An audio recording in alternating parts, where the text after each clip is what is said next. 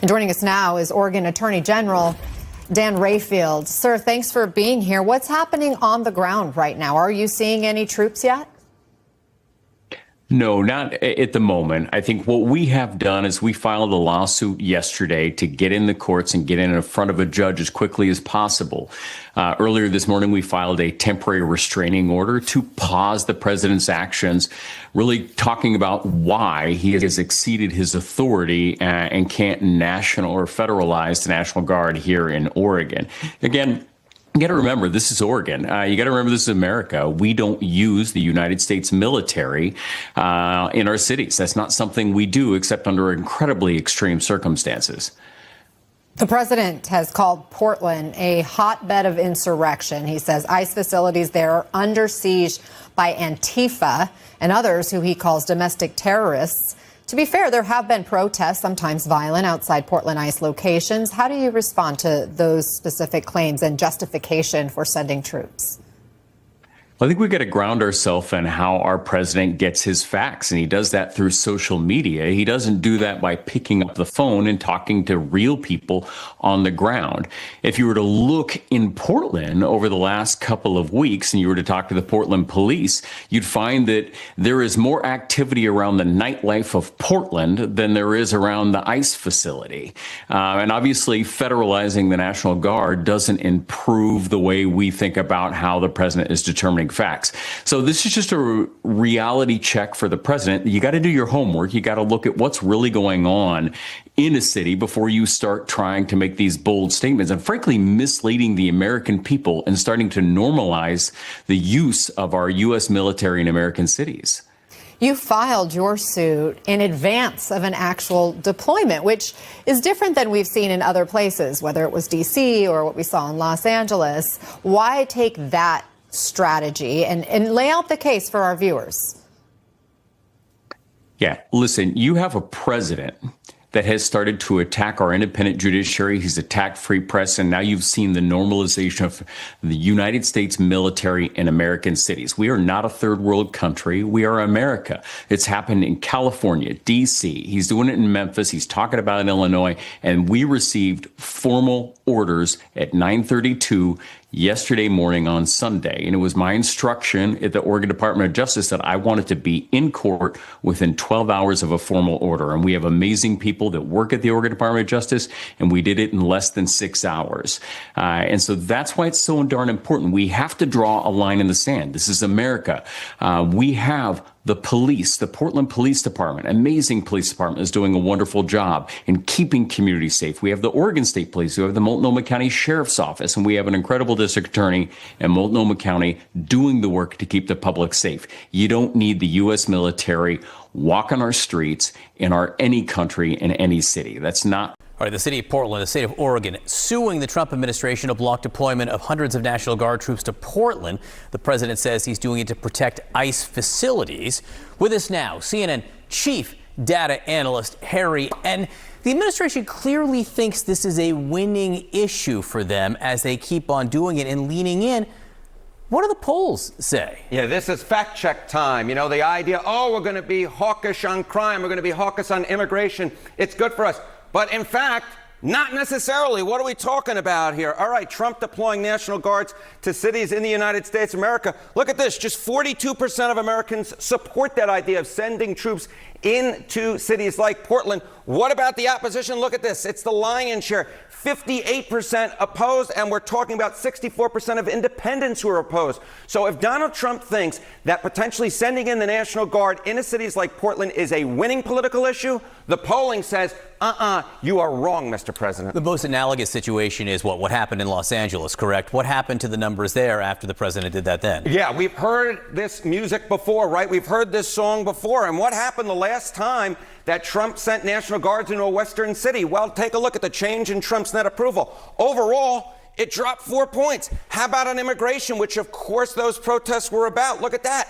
It dropped by 7 points. So we have history of Donald Trump sending the National Guard into a western city. And what happened was there were clear political ramifications for the President of the United States, and they were not good ramifications. What happened was his overall approval rating dropped by 4 points, and his immigration approval, which had been his best issue up to that point, dropped by 7 points, went from net positive territory to net negative territory. And in this case, he says he's doing it to protect ICE facilities, which brings us to the issue of ICE in general. What are opinions on this incident? Yeah, so let's take a look at ICE approval. All right, ICE's net popularity rating. You know, in Trump's first term, it was at 0 points. Not too great, but not too bad either. But take a look now. Look at this. Immigration and Customs Enforcement, that agency, look at that. Minus 14 points. Down it goes because of their actions during the second Trump term. In fact, the Pew Research Center polled 16 different agencies.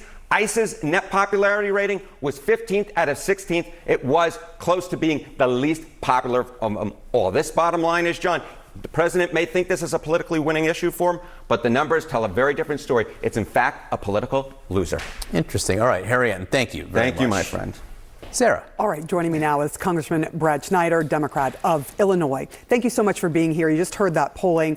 Trump is sending troops to Portland. He's also just increased the ICE presence for raids in your state, and he says he will send troops to Chicago at some point, although he had promised that before sending them to Portland, right after he sent troops to Washington, D.C. How do you think the state and local government should respond? Well, I think what you've seen in Chicago, Illinois, is the way we need to address it. The governor has been very clear. ICE is not welcome to do what they're doing here. They're literally going around terrorizing our communities, tackling people, bringing them to the ground, physical violence, terrorizing communities, not keeping the community safer, but actually making people scared and frightened. And with respect to the National Guard, the governor said they're not needed here. We've all been together on this. I visited Naval Station Great Lakes with Senator Durbin and Senator Duckworth to talk to the base, making sure that their mission of training our sailors is protected and not abused by the president. The bottom line is the president's trying to provoke violence. He's trying to create a situation where he can justify the actions he wants to take. It's a totalitarian playbook that we've seen play out in other places, and it has no place. America. You brought up a few other cities. Your lawsuit claims the president has repeatedly attacked Democrat-led cities and states over immigration enforcement. Do you believe that's really what's behind this? You know, I'm not sure exactly what is behind the president's motive. Clearly, he's either recklessly relying on social media gossip, or this is truly meant to, strike a political moment where he'll get some celebratory, streaming issue that he'll be able to, point his finger to and say, look, I did something. When it comes to outcomes, this is not how you improve public safety. You improve public safety by picking up the phone, talking to elected officials, talking to leaders in the community, saying, what do you need to improve public safety? And you know what? There are cities and states across this country that would love that type of a collaborative conversation with any president. But that's not what's going on right now. What he's doing is abusing a power to federalize the National Guard. And remember, the way you do that, the way you do it legally, it's very extreme circumstances. That's when we're being invaded, an invasion, a rebellion, or you cannot effectuate the laws of the United States. None of those things are happening in Oregon right now. You've heard the president essentially try to flip this on Democrats, saying, by pushing back against his moves, you're giving a green light to criminals. We know crime has come down in Portland, but no one's calling it the safest city in America. We have some numbers here from Portland police over the past 12 months, nearly 3,000 aggravated assaults, 43 homicides, 6,300 cases of vandalism, more than 4,000 burglaries. Does Portland have a crime problem? Every city has issues with crime. What I can tell you is that we have a police force that is doing incredible work, and our numbers are improving. We have, again, partnerships with the Multnomah County Sheriff's Office. We have the Oregon State Police, and we have a district attorney that are working to keep communities safe. And we are doing that, and it is improving over time. What I would really try and focus people on is we need to look at the facts on the ground, not the kind of numbers or things that you're seeing on social media, real facts. And we'd invite the president to come out to Oregon and take a look around, see what's actually going on.